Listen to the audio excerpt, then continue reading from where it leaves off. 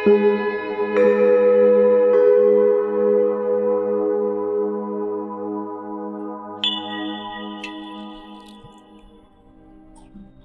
के सवाल में आप सभी के मनों का स्वागत है। मन अज्ञात लोक से चिंताएं लेकर आता है, एक ऐसे जगत से चिंताएं लेकर आता है कि जहां से हमें ना कोई लेना होता है ना देना होता है।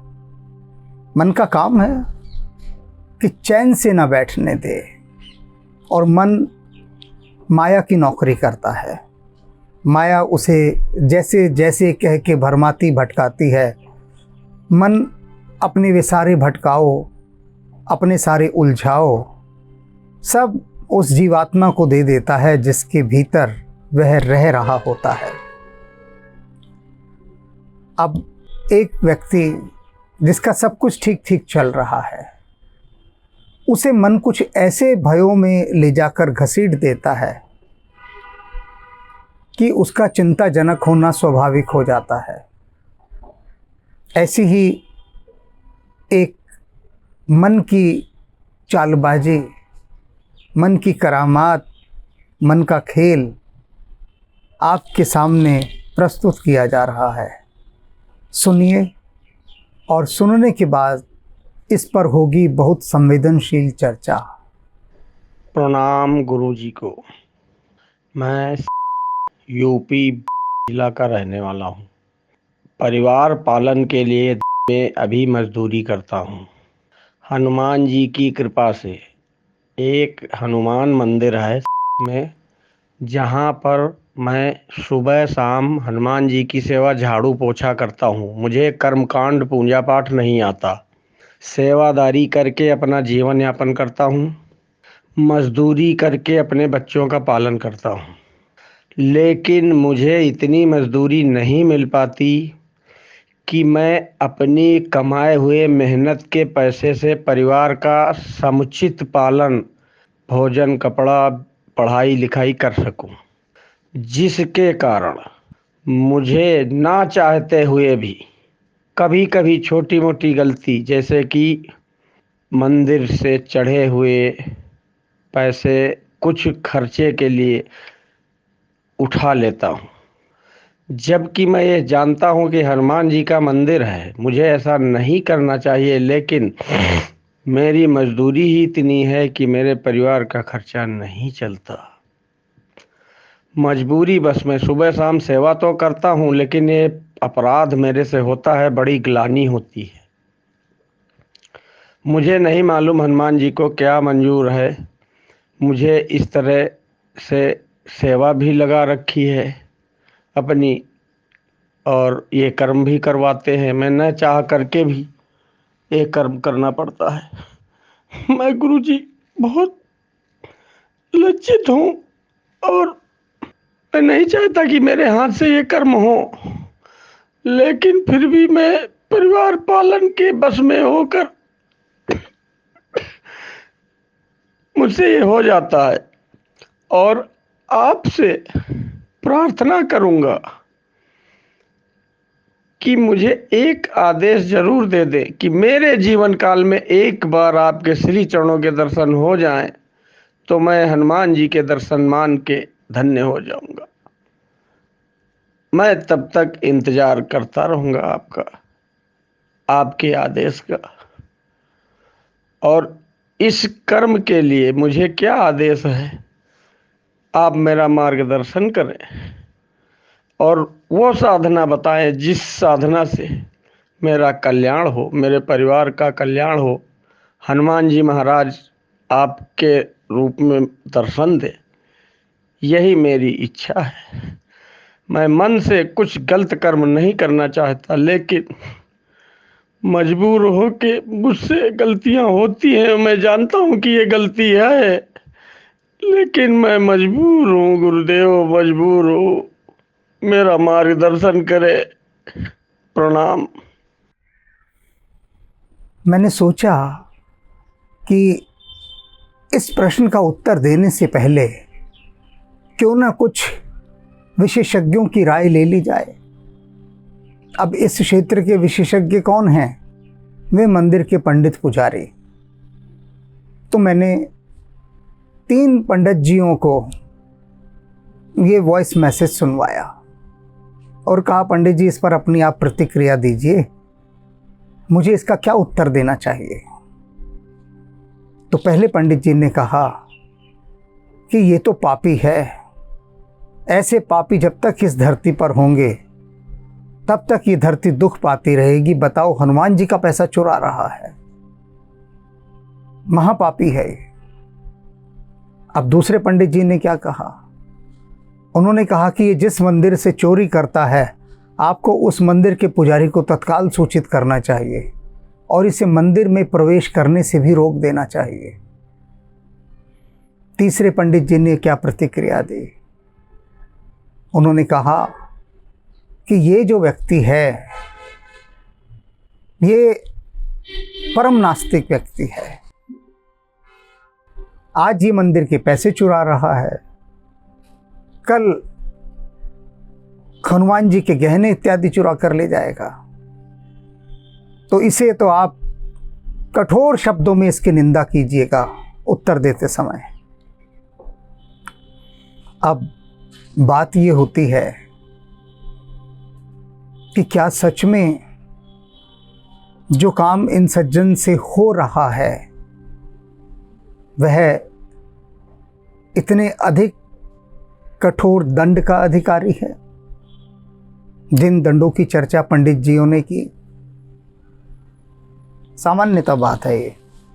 फिर मैंने कुछ साधु सन्यासियों को भी ये वॉइस मैसेज भेजा और उनसे भी प्रतिक्रिया जाननी चाहिए। तो उन साधु सन्यासियों का कहना था कि ठीक है, अगर किसी का हनुमान जी इस माध्यम से पेट भर रहे हैं, सहायता कर रहे हैं, तो ठीक है, होने दीजिए, क्या बुरा है। आप इनकी इस बात का समर्थन कीजिएगा। अब मेरे पास 2 पक्ष, एक पक्ष जो इन सज्जन को नरक भेजना चाहता है और दूसरा पक्ष जो इन्हें क्षमा करके इस कार्य को करते रहने की अनुमति दे रहा है। 2 पक्ष हैं और दोनों अपने अपने हिसाब से, अपने अपने अनुभव से बात ठीक कह रहे हैं। दोनों का दृष्टिकोण उनके पक्ष से देखा जाए तो दोनों ठीक हैं, क्योंकि दोनों का अनुभव और सार संक्षेप यही है जो वे कह रहे हैं। तो अब बात आती है कि वास्तविकता क्या है, क्योंकि पूछा तो इन्होंने मुझसे है प्रश्न, और पूछने के पीछे इनका एक अपराध बोध भी है, आत्मग्लानि भी है। तो सबसे पहले तो मैं आपको एक बात स्पष्ट कर दूं कि आप इस भार से निर्भर हो जाइए, मुक्त हो जाइए कि आपको इन पैसों को उठाने के लिए नरक भोगना पड़ेगा या आप कोई पाप कर रहे हैं। अब वह इसलिए नहीं कि मैं आपके इस काम की स्वीकृति दे रहा हूं, ये भी समझ लीजिए। कहीं आप यह ना समझ लें कि चलो इस धंधे को तो जारी रखा जाए, क्योंकि मैंने कह दिया पाप नहीं लगेगा। पर पाप क्यों नहीं लगेगा वह भी जान लीजिए कि अब तक जो आपने किया है उसका आपको कोई भी दोष नहीं लगेगा। पाप तो दूर की बात है, किस लिए नहीं लगेगा कि आपने स्वीकारोक्ति की, स्वीकार किया, ईमानदारी से स्वीकार किया कि मैं ऐसा कर रहा हूं। अब यहां पर एक विकल्प आपके पास जो आपको बचाता है, सुरक्षित करता है, पाप नहीं लगने देता, वह यह है कि आप मेहनत कर रहे हैं, वहाँ परिश्रम कर रहे हैं और परिश्रम करने के बाद अपना मेहनताना हनुमान जी से ले रहे हैं। अब लेकिन ये तो आपका अपना अधिकार हो गया ना, क्योंकि जो मंदिर है, मंदिर किसी ट्रस्ट के द्वारा बनाया जाता है और जो वहाँ पर पंडित पुजारी हैं वे सैलरीड पर्सन हैं, तनख्वाह मिलती है उनको।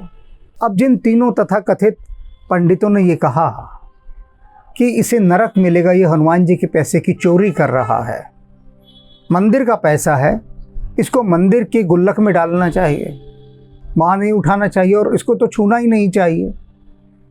मैंने उनसे कहा, अच्छा पंडित जी एक बात बताइए, मंदिर में इतने भक्तगण आते हैं, वे सभी तो दान पात्र में पैसे नहीं डालते ना, तो कुछ आपको कैश भी दे जाते हैं। किसी ने 11 दिया, किसी ने 51 रुपया, किसी ने 101 रुपया, कोई 500 भी दे जाता है। तो अब मुझे एक बात बताइए कि जितना पैसा दान पात्र के अलावा आपको मिलता है, क्या आप वह सारा पैसा मंदिर के ट्रस्टियों को देते हैं? अब पंडित जी चुप। हमने कहा हनुमान जी के ऊपर जो पैसा लोग चढ़ा देते हैं, ऐसे फेंक देते हैं दूर से, वो सब पैसा वहाँ इकट्ठा रहता है, तो वो सारा पैसा क्या आप मंदिर की ट्रस्ट की गुल्लक में डालते हैं? पंडित जी चुप। मैंने कहा लेकिन आप भी तो फिर इसी व्यक्ति की श्रेणी में आ गए। ये मंदिर का झाड़ू पोछा करके अपना मेहनताना ले जा रहा है थोड़ा बहुत उठा के, इसको तो तनख्वाह नहीं मिल रही ना मंदिर से, आपको तनख्वाह भी मिल रही है और तनख्वाह के बाद ही आपकी ऊपर की कमाई भी हो रही है कि जितनी दान दक्षिणा आई वो सब आपकी जेब में गई। होना तो ये चाहिए कि मंदिर के ट्रस्ट ने आपको सैलरी दे दी, तनख्वाह आपको मिल रही है, अब इसके बाद जितने भी जहाँ से भी जो दान दक्षिणा इत्यादि जो भी मिले वह सब आप मंदिर को अर्पित करें, क्योंकि मंदिर के कारण ही लोग आपको बुला रहे हैं। बतलाइए। अब वो हड़बड़ा गए पंडित जी, बोले नहीं नहीं ये तो हमारा अधिकार है, हम यहाँ पूजा कर रहे हैं। मैंने कहा आप पूजा कर रहे हैं, वो सफाई कर रहा है, काम तो वो भी कर रहा है। आपका प्रॉपर अपॉइंटमेंट हुआ है यहाँ पर, आपका इंटरव्यू हुआ, रिटन टेस्ट हुआ मंदिर में, तब जाकर आपको यहाँ बैठाया गया, उसका कोई टेस्ट इत्यादि नहीं हुआ। तो बताइए काम तो आप भी वही कर रहे हैं जो वह कर रहा है, तब आप उसको नरक कैसे दे रहे हैं और स्वयं को नरक से कैसे बचा रहे हैं? बतलाइए। तो क्या बतलाते? उन्हें आशा नहीं थी कि इस प्रकार से मैं उनको घेर लूँगा। अब यहाँ तुम्हारे समझने के लिए एक बात है, सबसे बड़ी बात, कि तुम्हें हनुमान जी के मंदिर से उन पैसों को उठाना चाहिए या नहीं उठाना चाहिए। ये बात, पाप नहीं लगेगा इससे तो बेफिक्र हो जाओ, अब तक पाप नहीं लगेगा। और आगे की बात अब हम कर रहे हैं। यदि आप मंदिर के ट्रस्टियों के पास जाएं और उनसे कहें कि मैं इस मंदिर में सफाई करूंगा, उसके बदले मुझे पैसे दे दिया करें, तो अधिकांश संभावना यही है कि मंदिर के ट्रस्टी मना कर दें। वो कहें तुम्हारा शौक है तो करो, और ये कैसे नास्तिक और पापी आदमी हो, हनुमान जी के मंदिर में सेवा करने के पैसे मांग रहे हो, सेवा करने की ऐसी स्वार्थ भरी सेवा कर रहे हो, ये नाराज़ हो जाएंगे, पक्की बात है, और तुम्हें संदेह की दृष्टि से और देखने लगेंगे। अब जो तुम्हारी ईमानदारी है, यहाँ मैं एक बात बता दूँ सभी दर्शकों को कि जिन्होंने ये अभी अपना पूरा वॉइस मैसेज भेजा कि हनुमान जी के मूर्ति के आगे से ये पैसे उठा लेते हैं, इन्होंने अपना पूरा नाम, पता, उस मंदिर का स्थान, मंदिर का नाम, सब कुछ मुझे भेजा। तो मैंने इनसे पूछा कि आपका ये नाम, पता सब मैं बोल दूं? इन्होंने कहा जो आपको उचित लगे, अगर आपको लगता है बोल देना चाहिए तो आप बोल दीजिए। लेकिन इनका ये कहना ही इनके भीतर के प्रायश्चित का द्योतक है, सूचक है, कि जो इतनी बड़ी बात कह रहा है कि ठीक है मेरा नाम भी ले दो, चारों तरफ मेरी बेइज्जती हो जाएगी, मंदिर से मुझे निकाल दिया जाएगा, मंदिर में घुसने नहीं दिया जाएगा, ये सब मुझे फिर झेलना पड़ेगा, लेकिन मैं झेल लूँगा, कम से कम मुझे संतोष तो होगा। तो मैं इनका यहाँ कहीं न नाम दे रहा हूँ, ना वो मंदिर कौन सा है ये बता रहा हूँ, कोई आवश्यकता नहीं, कोई भी, क्योंकि इनका ये कहना ही इनको सभी दोषों से, पापों से मुक्त करता है। तो अब क्या करना है वह समझ लीजिए। आप मंदिर की सेवा करते रहिए, साफ सफाई करते रहिए, सब कुछ करते रहिए, और हनुमान जी से कहिए कि हनुमान जी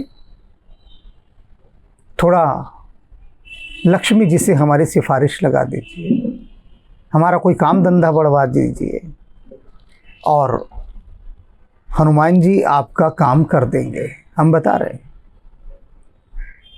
और हनुमान जी ने हमें बता भी दिया कि भैया इसको कहो कि ये काम कर ले शुरू, इसको फ़ायदा ही फ़ायदा होगा। और हमने आपको वो काम बता भी दिया और यहाँ तक कह दिया कि आप वह काम शुरू कीजिए। शुरू करने के बाद अगर नुकसान हो जाए आपका तो नुकसान के पैसे मैं आपको दूंगा। लाभ हो तो आपका, नुकसान हो तो मेरा। अब ये हनुमान जी के कहने पर कह रहा हूँ, इससे बड़ी गारंटी तो कोई भी नहीं देगा तुमको, कोई भी, किसी भी देश की कोई सरकार नहीं देगी। केवल हनुमान जी की सरकार ने कहा कि इसे गारंटी दे दो, बता दो कि ये साइड बिजनेस ये वाला शुरू कर दे जिसमें इसको धर्म की भी प्राप्ति होगी और अर्थ की भी, और अगर इसका नुकसान हो जाए तो इसके पैसे तुम भरोगे, यानी हम भरेंगे। देख रहे हो, देख रहे हो हनुमान जी को? प्रश्न का उत्तर भी हम दें, उसे काम भी हम सुझाएं और उसका घाटा भी हम भरें, लेकिन हमें कोई फर्क नहीं पड़ता। जो जाएगा हमारे बाप का जाएगा। कौन है बाप हमारे? हनुमान जी बाप बैठे हैं हमारे, यही बाप जी हैं सबसे बड़े। उन्होंने कहा, उनका माल पानी रखा है, दे देंगे उसमें से, हमारा क्या जा रहा है। अब इतनी बड़ी बात आपके लिए हनुमान जी ने कहलवा दी है। सेवा कीजिए मंदिर की, देखिए भी मत उस पैसे की तरफ, देखिए भी मत, कोई आवश्यकता नहीं। यही तो परीक्षा है, क्योंकि अगर उस छोटे छोटे से 51, 52, 54, 58 रुपया इनको देखते रहेंगे तो फिर हनुमान जी की कृपा से वंचित रह जाएंगे। आप पर आपकी ईमानदारी, आपकी साफ गोई, आपकी निर्भीकता, सच्चे दिल से प्रायश्चित करने की भावना, इन सभी बातों ने हनुमान जी को रिझा दिया है। प्रसन्न हो गए हैं हनुमान जी आपसे, और तभी प्रसन्न होकर देखिए कितनी बड़ी बात कह दी। अब हमने आपको जो काम बताया है बहुत मेहनत, ईमानदारी और भक्ति का काम है। आपको बता दिया है, आप उसे शुरू कर दीजिए और नुकसान हमारा रहा तो देख लीजिए हनुमान जी सच्चे हृदय से प्रश्न करने वालों से या सच्चे हृदय से प्रायश्चित करने वालों से किस प्रकार तत्काल प्रसन्न हो जाते हैं और उनकी सहायता करते हैं। बस हमें थोड़ा धैर्य रखना होता है, थोड़ा धैर्य, थोड़ा ही बहुत है, ज़्यादा की आवश्यकता नहीं। अब आपको कितना धैर्य रखना पड़ा? कुछ भी तो नहीं। तत्काल आपकी अर्जी पर हस्ताक्षर हो गए हनुमान जी के, तत्काल। लोगों की तो फाइलें जन्मों जन्मों अटकी रहती हैं, आपकी पर फौरन सैंक्शन के ऑर्डर आ गए। बताइए इससे बड़ा और क्या बात हो सकती है। तो आप भावपूर्ण होकर हनुमान जी के मंदिर की सेवा कीजिए, उसे साफ स्वच्छ रखिए, और बाकी लोग जो आपके इस अभियान में आपके सहयोगी हो रहे हैं गंदगी फैलाकर, उनको धन्यवाद दीजिए, क्योंकि वो गंदगी नहीं फैलाएंगे तो आप साफ क्या करेंगे।